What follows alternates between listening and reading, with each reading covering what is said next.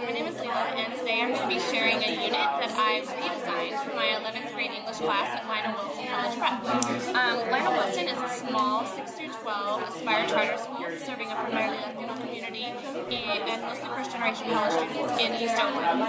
So as we see here in this cartoon, it says Mark Twain used the N-word 219 times in Huck Finn. He was one of the tweets that was great gangster rappers. So the purpose of this unit is to teach critical writing and reading skills through reading Huck Finn.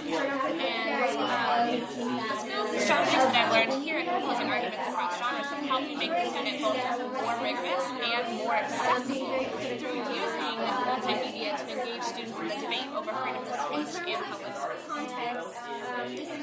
So to give you a little overview of the unit, the year-long essential question is how do relationships, ideas, and events transform individuals and society? I chose this because it gets to the core of the discipline. We want students to be reading for how characters change in novels, but it's also really relevant to students' lives and provides myriad opportunities for them to be connecting to their own transformations or how they want to see society transform. This unit is not intended to be an introduction to rhetoric.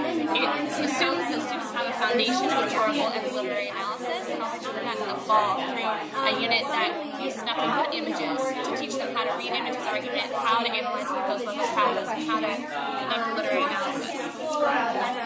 This unit is structured in two parts. There's the reading and the writing part. So the reading essential question is how does Huck transform throughout the novel? So depending on how students answer this question, this will shape how they answer the essential question for the writing. Should Huck fit the band? So they could say, Huck totally transforms and he learns that racism is based on ignorance. So yay, happy moral, let's teach this book in public schools. Or they could say that, he doesn't transform, he's still thoroughly entrenched in the racist ideology of the late 1800s. This book should be banned. So it really is getting students to debate this, and it's using multimedia as scaffolding. So we'll be using historical photographs to teach them the context. I'll be using pop art, pictures, music videos, TV clips to get them understanding these key characters, these key contexts, caricature and racism stereotypes. I'll be using illustrations from the novel, spanning, Twain's originally commissioned illustrations to more current illustrations to make the characters and the key things of the debate around them accessible. And then we'll be looking at local cartoons as well to help them understand this debate. It's also really important for my students because many of them are reading below grade level, so it needs to be rigorous but also accessible, and that's the perfect strategy to use. So the summative assessment for this is should have a very few pages. They're going to be writing a 5-page persuasive essay, either defending or condemning the book.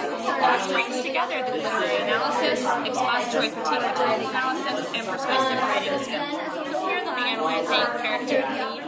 Here they'll be evaluating the strength of the different arguments for and against Huck Finn. They'll be using those ethos, logos, pathos skills to say which of these arguments is most persuasive and why. And then they'll be having to structure their own argument, sharing their voice, creating an argument, a counter-argument, and a rebuttal.